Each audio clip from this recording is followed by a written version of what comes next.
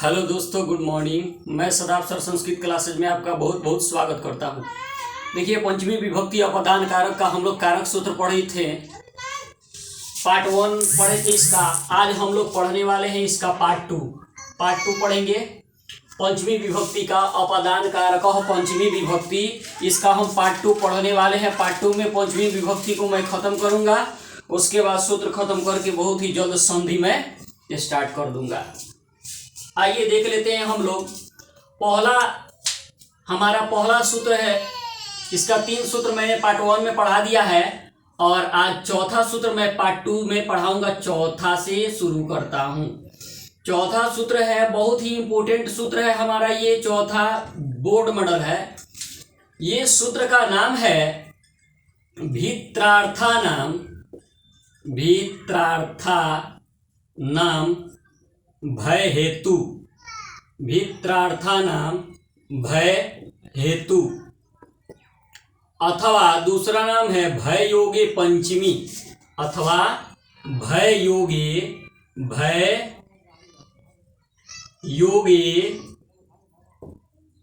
पंचमी, भय योगे पंचमी। आइए इसका हम व्याख्या देख लेते हैं। व्याख्या क्या होगा? भी का मतलब होता है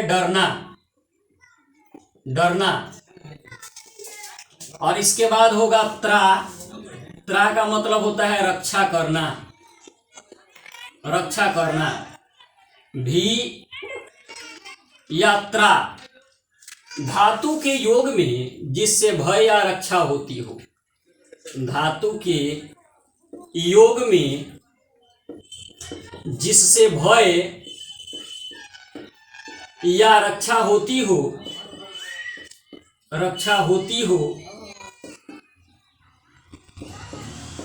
उसमें पंचमी विभक्ति होती है। उसमें पंचमी विभक्ति होती है। भी यात्रा धातु के योग में जिससे भय या रक्षा होती हो उसमें पंचमी विभक्ति होती है। तो देखिए, सूत्र को बिल्कुल आसान तरीके से समझना यह है कि जिससे भय लगे, जिससे डर लगे या जिससे रक्षा हो, उसमें हम पंचमी विभक्ति लगाकर बनाएंगे। बस यही सूत्र कह रहा है, इसी बात को समझना है कि जिससे भय हो या जिससे रक्षा हो, जिससे डर लगे या जिससे रक्षा किया जाए, उसमें पंचमी। आइए एग्जाम्पल से इसको हम समझते हैं। यथा, जैसे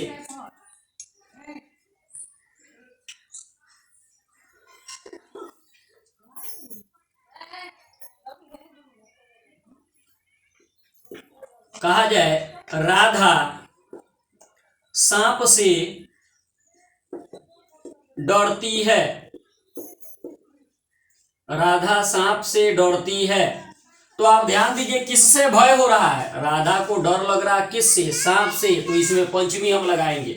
तो यहां लिखेंगे राधा, सांप का हो जाएगा सर्प, इसमें आत लगा देंगे, सर्पात। डरती है विभेति, राधा सर्पात विभेति। दूसरा एग्जाम्पल देखिए, कहा जाए मोहन बाघ से डरता है। मोहन बाघ से डरता है। आप ध्यान दीजिए, देखिए मोहन को डर लग रहा है किस चीज से? बाघ से। तो बाघ में पंचमी लगाएंगे। मोहन का हो जाएगा मोहना, बाघ का व्याघ्र, आत लगा देंगे, पंचमी लग गया।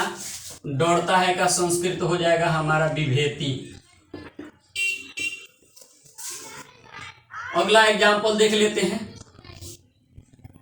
ठीक है। देखिए, अब ये डरने का बोध पर 2 एग्जाम्पल हम दे दिए। अब रक्षा करने के बोध पर कहा जाए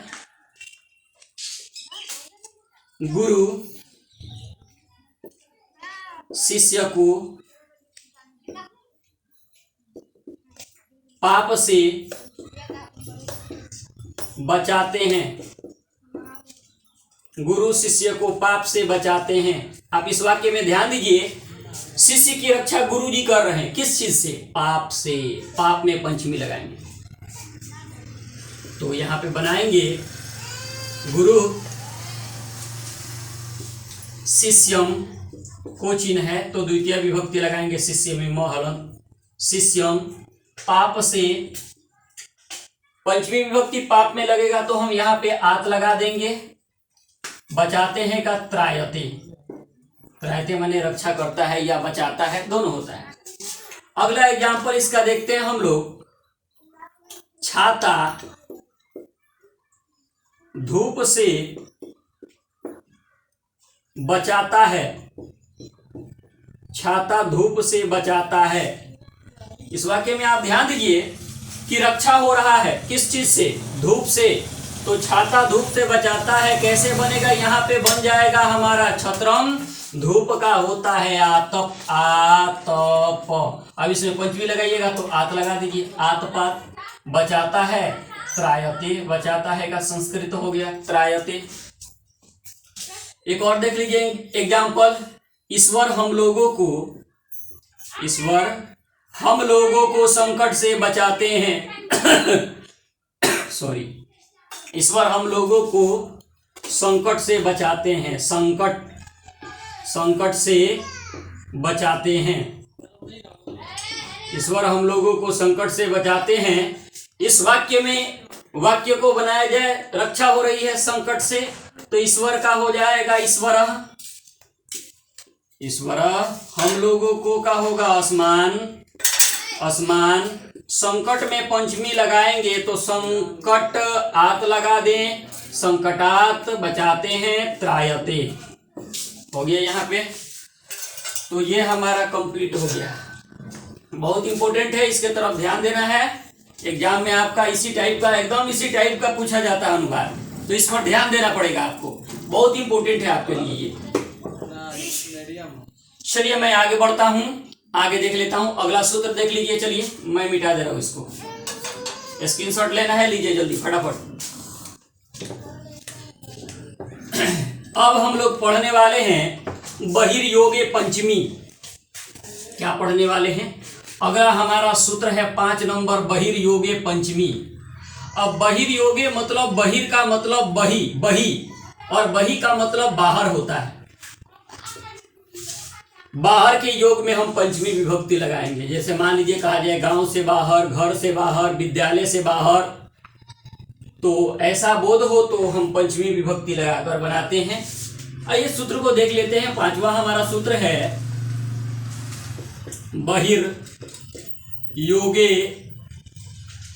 बहिर्योगे पंचमी। हम इसको बहिर्योगे पंचमी पढ़ेंगे। ये र जो है विसर्ग संधि का मेल हुआ, इसलिए र बन गया है, तोड़ेंगे तो विसर्ग बन जाएगा। तो बहिर्योगे पंचमी। व्याख्या इसका लिखेंगे हम, बही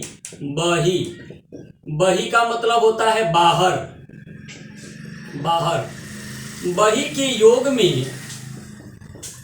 योग में पंचमी विभक्ति होती है। पंचमी विभक्ति होती है, बही के योग में पंचमी विभक्ति होती है। यथा कहा जाए गांव से बाहर एक तालाब है। गांव से बाहर एक तालाब है। गांव से बाहर, किससे बाहर? गांव से। गांव में पंचमी लगाएंगे, लिखेंगे यहाँ पे गांव का ग्राम हो जाएगा। पंचमी लगाएंगे तो आत लगा देंगे, ग्रामात। बाहर का संस्कृत हो जाएगा बही। तालाब का सरह एकम, सॉरी बही का एक का पहले लिख देंगे। ऐसा भी संस्कृत है, इधर उधर होगा, कोई दिक्कत नहीं है। एकम चाहे एक सरह अस्ति, एक सरह अस्ति। दूसरा लीजिए, अगर दूसरा हम एग्जाम्पल लेंगे और आपसे हम पूछें दूसरा एग्जाम्पल, घर से बाहर, क्या, घर से बाहर एक मंदिर है, घर से बाहर एक मंदिर है। तो आप देखिए किससे बाहर, घर से बाहर, घर में पंचमी लगाइए, घर का हो गया हमारा गृह, आत लगाएंगे, पंचमी लग गया गृहात, बाहर का होगा वही, एक मंदिर, एकम मंदिरम, एकम मंदिरम, है का क्या हो जाएगा, अस्ति। तो ये हमारा बहिर्योग्य पंचमी कंप्लीट हो गया। इसको भी देख लेना है, आपको पढ़ लेना है। अगला सूत्र मैं बता रहा हूं, इसको मिटा रहा हूं, अगला सूत्र मैं आपको बता रहा हूं। अब इसका हमारा पांचवा था ये सूत्र। अब छठा सूत्र, एक और सूत्र, छठा सूत्र पढ़ा दिया जाए पंचमी का।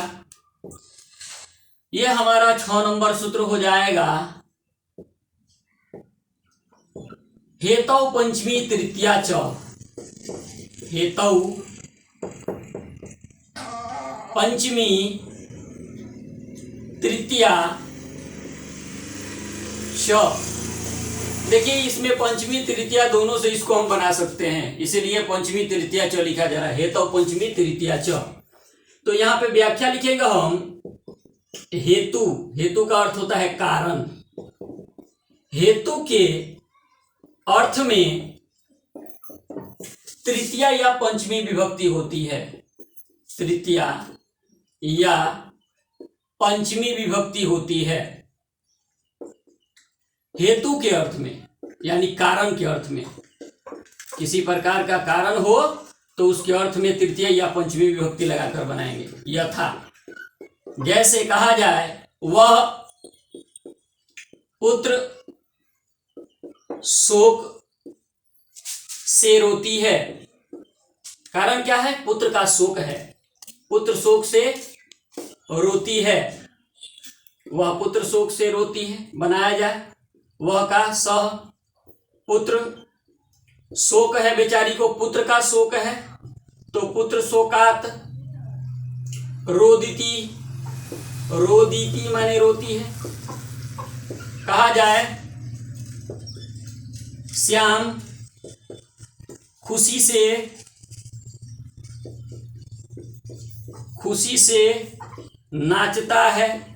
तो देखिए इस बेचारे के नाचने का कारण क्या है, तो खुशी है, खुशी में पंचमी लगाएंगे, श्याम का हो जाएगा श्यामः, खुशी का हर्ष होता है, तो हर्ष होता है, सॉरी हर्ष होता है, खुशी का संस्कृत होता है हर्ष, इसमें आत लगा देंगे, हर्षात। नाचता है, नृत्यति माने नाचता है। तो ये हमारा आज पंचमी विभक्ति का सूत्र पूर्ण रूप से कंप्लीट हो चुका है। अगर मेरी वीडियो आप लोग को समझ में आ रही हो, लाइक शेयर कमेंट और सब्सक्राइब जरूर कीजिए। देखिए सब्सक्राइब आप लोग नहीं कर रहे हैं, बहुत कंजूसी कर रहे हैं। सब्सक्राइब कीजिए, सपोर्ट करिए मेरा। धन्यवाद।